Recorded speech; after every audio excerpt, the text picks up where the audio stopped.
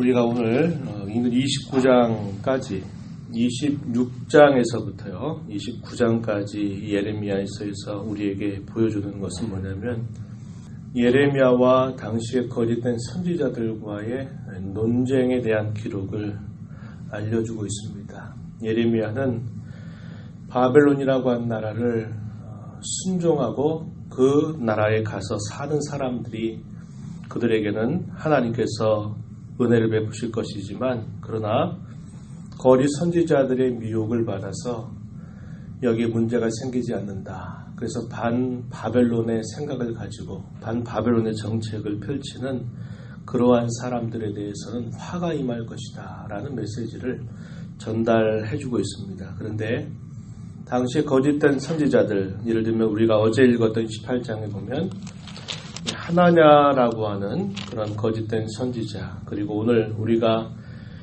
살펴보는 29장에 읽지 않은 뒷부분에 가서 보면 또 3명 정도의 거짓 선지자들이 등장합니다. 예를 들면 아합이라고 하는 사람, 시드기야라고 하는 사람, 그리고 스마야라고 하는 이런 거짓된 선지자들이 또 일어나서 거짓된 선지자와 참 선지자 간의 그런 논쟁에 대한 기록이 이렇게 길게 소개가 되고 있습니다. 오늘 우리가 읽어간 29장의 내용은 크게 두 가지로 나눠볼 수 있겠는데, 하나는 바벨론으로 포로로 끌려간 사람들이 겉으로 볼 때는 그것이 큰 아픔이지만 그곳에 끌려간 사람들에게는 하나님께서 복을 주실 것이다. 그들을 마침내 다시 회복시키실 것이다 라고 하는 메시지를 전달하고, 하나님의 말씀을 거역하고 끝까지 예루살렘에 남아있는 그러한 자들에게는 하나님께서 화와 징계를 내리실 것이다 라고 하는 메시지를 전달합니다. 그래서 우리가 읽은 앞부분 이 전반부의 내용에서는 포로로 끌려간 사람들에게 위로의 편지, 그리고 하나님의 약속의 말씀을 들려주면서 포로 생활을 어떻게 해야 할 것인가, 일종의 포로 생활 지침서를 편지를 통해서 예레미야가 포로로 끌려간 이들에게 전달하는 내용이 나타나고요. 후반부의 내용 15절 이하에서부터 마지막 절까지의 내용은 예루살렘에 남아있는 그런 사람들에게는 하나님께서 무서운 징계와 벌을 내리실 것이다 라고 하는 메시지를 전달해 주고 있습니다. 앞부분의 내용을 한번 살펴보시면요. 1절 가서 보세요. 선지자 예레미야가 예루살렘에서 편지를 보냈는데 엘라사라고 하는 인물, 그리고 그마랴라고 하는 사람 편으로 편지를 보내는데 누구에게 보내냐면 포로로 끌려간 사람 중 남아있는 장로들, 제사장들, 선지자들 모든 백성에게 편지를 전달합니다. 그리고 이미 이 당시는 제2차 침공을 바벨론으로부터 받고 난 다음에 여고니아 왕과 왕후, 그리고 궁중의 모든 지도자들이 다 바빌론으로 끌려가 있는 그런 상태이다, 이렇게 설명을 해줍니다. 1절과 2절, 3절 그러한 내용을 소개해 주고요. 4절 내용은 그 편지의 내용이 어떤 내용인가 하는 것을 소개합니다. 4절 말씀에 한번 보세요. 만군의 여호와 이스라엘 하나님께서 예루살렘에서 바벨론으로 사로잡혀가게 한 모든 포로에게 이와 같이 말씀하십니다. 바벨론에 끌려간 사람들을 향한 하나님의 말씀이 이러하다, 이렇게 이야기합니다. 3가지 정도의 이야기를 하는데 바벨론 생활을 이렇게 하도록 해라는 겁니다. 첫 번째는 뭐냐면 그 바벨론에 가서 생육하고 번성할 것을 이야기합니다. 그래서 5절 보면요, 거기 가서 집을 짓고 살며 텃밭을 만들고 그 열매를 먹으라, 이렇게 말하죠. 마치 정착민과 같은 그런 생활을 할 것을 이야기합니다. 그리고 거기에서 아내를 맞이해서 자녀를 낳으라. 너희 아들이 아내를 맞이하며 너희 딸이 남편을 맞아 그들로 자녀를 낳게 하라. 이 말은 세대를 거듭할 것을 이야기하는 겁니다. 우리가 28장에서 읽었던 말씀 중에 바벨론으로 끌려가 있는 백성들을 향해서 하나냐라고 하는 사람은 뭐라고 말했냐면 2년이면 된다. 2년만 지나면 하나님께서 이 바벨론의 멍에를 꺾어버릴 것이다 라고 거짓된 예언을 한 것입니다. 그런데 결과 어떻게 됐어요? 그 거짓된 예언을 한 지 2개월 만에 그가 하나님의 치심을 받아서 죽게 됩니다. 하나님께서 뭐라고 말씀하시냐면 70년이다. 70년 동안 너희가 바벨론에 있을 것이다. 이렇게 말하는 겁니다. 결코 짧고 쉽게 회복되는 길을 기다리지 말고 하나님의 섭리에 맡기고 70년 세월을 바벨론에서 보내야 된다. 이렇게 말씀을 하시는 겁니다. 그래서 이 바벨론 생활 지침서 가운데 첫 번째 예레미야가 그들에게 주는 말은 그곳에서 정착민과 같이 집도 짓고 텃밭도 가꾸고 결혼해서 자녀를 낳고 또 내 자녀들이 또 결혼해서 자녀를 낳도록 그렇게 하라는 겁니다. 생육하고 번성하는 일을 잘 하라고 이렇게 이야기하는 겁니다. 금방 돌아오지 않을 것이다 이 말이죠. 두 번째는 행여나 거짓된 예언자들이 나타나서 너희의 눈과 너희의 마음을 흐리고 미혹할 때 거기에 빠져들지 말라는 겁니다. 앞으로 70년이라는 거예요. 70년. 70년이라고 하는 것을 이야기하셨음에도 불구하고 거짓된 선지들이 너희들 가운데 일어나서 앞으로 금방 회복된다 이렇게 말하면 다 이들의 말에 현혹되지 말아라 이렇게 이야기하는 것입니다. 8절 가서 한번 보세요. 8절 가서 보면은 중간에 너희 중에 있는 선지자들에게와 점쟁이에게 미혹되지 말며 너희가 꾼 꿈도 고지 듣고 믿지 말라 이렇게 이야기합니다. 하나님께서 그들을 그곳에 보내신 것에 순응하고 하나님께서 약속하신 회복을 기다리고 소망하는 것을 접어두고 금방 뭔가 다 될 것처럼 다시 금방 예루살렘에 돌아갈 것이냐 말하는 그런 선지자들이 있다면 그들의 말에 미혹되지 말아라 이렇게 하나님께서 그들에게 말씀을 하는 겁니다. 그리고 잠을 자면서 꿈을 꾼다 하더라도 그 꿈이 마치 뭔가 하나님이 새로운 것을 보여주시는 것이냐 거기에 착각하지 말라는 겁니다. 이스라엘 백성들이 예루살렘에서 살다가 이방 땅에 가서 그들이 있게 되면 그들이 꿈을 꾼다고 한번 생각해 보세요. 그들은 하루라도 빨리 그들의 심정은 빨리 예루살렘으로 돌아가고 싶은 마음이 많았겠죠. 예루살렘에서 생활했던 거, 그곳에서 제사 드렸던 거, 그곳에서 오랜 세월 동안 만들어 왔던 모든 삶의 양식들 이런 것들이 그들에게 익숙해 있다면 꿈을 꾼다고 해보세요. 어떤 꿈 꿀까요? 예루살렘, 유다에 살던 꿈을 꿀 겁니다. 그러면은 그 꿈 가지고 뭔가 이제 새로운 일이 일어나겠구나 이렇게 현혹당하는 것입니다. 여러분이 지난밤에 어떤 일들이 있거나 또 심각한 여러 가지 일들이 있을 때 꿈을 꾸다 보면 그 생각에 젖어가지고 꿈속에서 그 내용들이 나타나요. 그러면은 그 꿈을 가지고 이게 무슨 징조가 아닌가 막 이런 마음이 든단 말이죠. 밤새 꿈을 꾼 게 사나우면 홍해나 오늘 무슨 일이 있는 거 아닌가 또 불안해하고 밤새 꾼 꿈이 뭔가 좀 좋은 내용이 있으면 오늘 뭐 좋은 일이 있으려나 보다 이런 생각을 사람들이 한단 말이죠. 왜 그럴까요? 그 사람이 거기에 마음이 머물러 있기 때문에 그런 것입니다. 바벨론 생활, 익숙하지 않은 생활을 시작하려고 할 때 그들이 꿈을 꾸면 다 예루살렘에 있는 꿈을 꿀 것인데 그 꿈 꿨다고 해서 뭔가 새로운 일이 일어날 것이냐 생각하지 말고 그 땅에 정착해서 세대와 세대를 이어서 그곳에서 번성하도록 애쓰라는 겁니다. 그 성의 평안을 위해서 기도하고 살라고 이야기하고 있는 것입니다. 마지막 세 번째 지침서가 뭐냐면 그곳에서 참된 회복을 소망하라는 겁니다. 그들에게 있어서 회복은 예루살렘에 있는 게 회복이 아니고 그 자리에 있으면서 그곳에서 하나님의 약속의 말씀을 귀 기울여 듣는 것이 그들에게 진정한 회복의 시작이다 라는 것을 가르쳐 주십니다.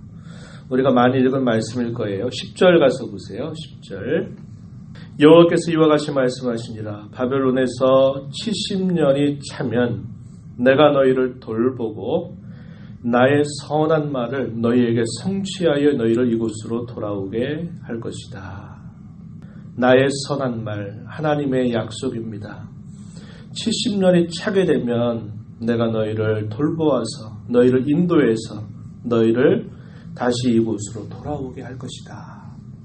돌아오는 게 회복이 아니라 그들에게 진정한 회복은 하나님의 말씀을 그곳에서 듣고 그들의 마음을 하나님의 약속의 말씀에 소망을 두는 데 있다라는 것을 우리에게 가르쳐 줍니다.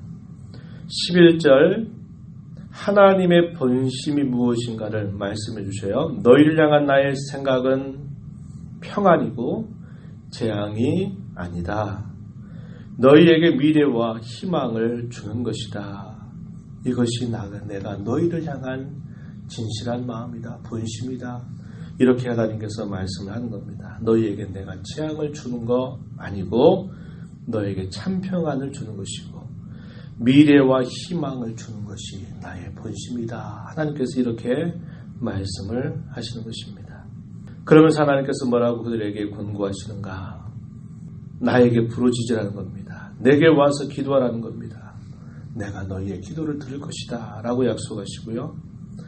너희가 온 마음을 기울여서 나를 구한다면 나를 찾을 것이고 나를 만날 것이다. 내가 너희를 만나줄 것이다. 하나님께서 이러한 약속을 그들에게 덧붙여 주시는 것입니다. 14절에서 그 말씀을 다시 한번 반복하죠. 나는 너희들을 만날 것이며 너희를 포로된 중에서 다시 돌아오게 하되 내가 쫓아보내었던 나라들 모든 곳에서 모아 사로잡혀 떠났던 그곳으로 돌아오게 할 것이다. 이것이 여호와의 말씀이다. 이것이 예레미야 선지자를 통해서 당시에 엘라사 그말의 편으로 포로 가운데 끌려간 이들에게 전달된 하나님의 말씀이었습니다. 그곳에서 하나님의 때를 기다리고 그곳에서 여호와를 향하여 부르짖고 찾으라. 이것을 그들에게 말씀하신 내용입니다. 이하에 주어지는 말씀은 남아있는 하나님의 말씀을 거역하고 남아있는 이 예루살렘의 백성들에게는 하나님께서 절주한 심판을 행할 것을 그들에게 이야기하고 있는 것입니다. 당시에 유다 말기 왕들은 반바벨론 정책을 펼쳤다 그랬어요. 애굽 나라를 의지했습니다.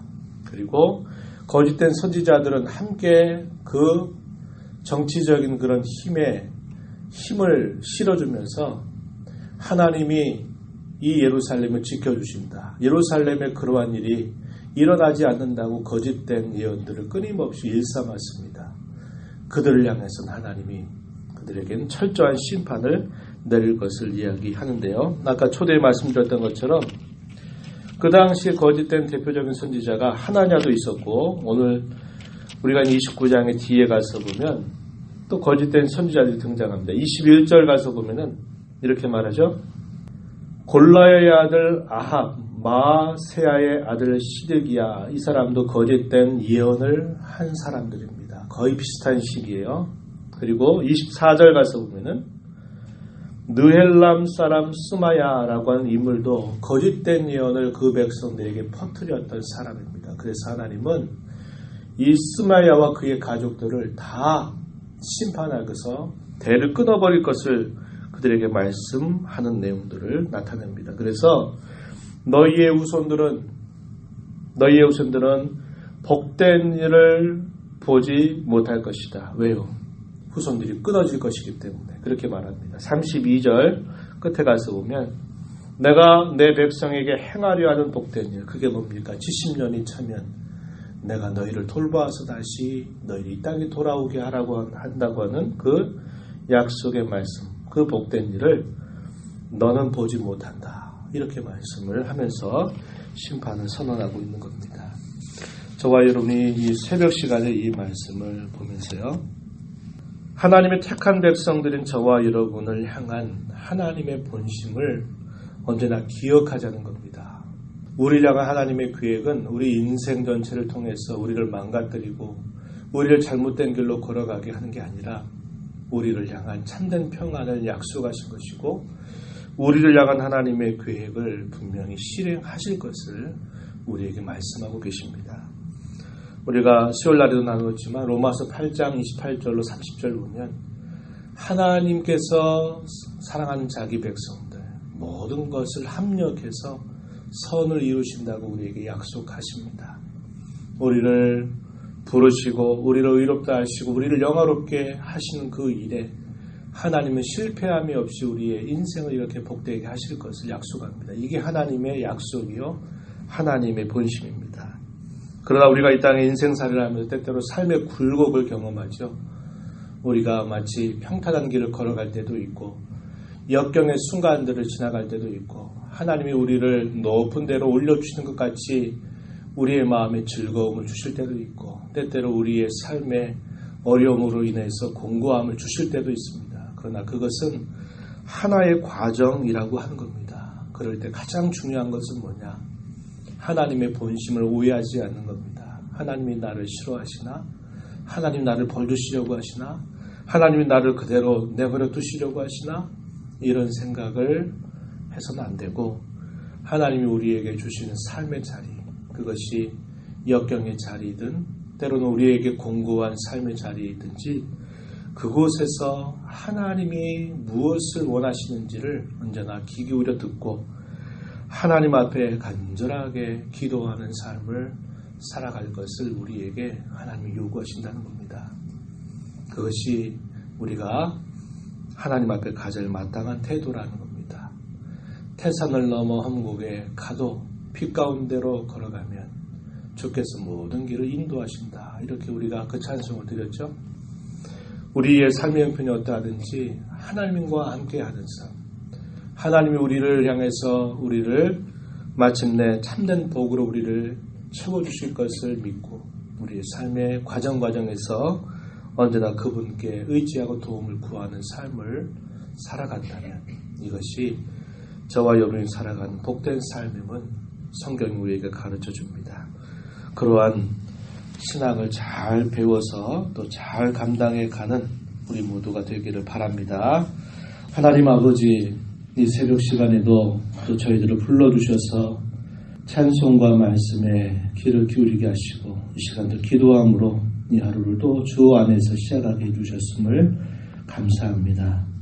하나님께서 저희들을 향한 하나님의 본심은 우리에게 재앙을 주려는 게 하시는 것이 아니라 우리에게 참된 평안을 주는 것이고 우리를 위해서 참된 회복을 주시고 우리를 번영하게 하시려는 데 있음을 저희가 언제나 잘 기억하게 하여 주셔서 때때로 저희들의 삶의 태산을 넘어 험곡에 가는 것과 같은 그런 역경과 공고한 그런 과정을 지나간다 하더라도 언제나 빛 대신 하나님과 함께 동행하는 삶을 살아가게 하시고 하나님께서 저희들에게 요구하시는 그 뜻에 언제나 우리의 마음을 기울이며 약속의 말씀을 부여잡고 언제나 하나님을 의지하여 기도하는 저희들의 삶이 되게 하여 주셔서 우리의 삶이 늘 하나님 앞에 복되고 또 귀한 삶을 살아가도록 도와주시기를 원합니다. 이 시간도 은혜의 보좌 앞에 나와서 주의 긍휼과 자비를 구하는 사랑하는 주의 자녀들의 간구를 귀를 기울여 주시옵시고 하나님께서 영광을 나타내 주시고 저희들에게 음성을 들려주셔서 들려주신 음성에 순응하며 살아가는 저희들이 되게 주시옵소서. 귀하신 예수님의 이름으로 간절히 기도하옵나이다. 아멘.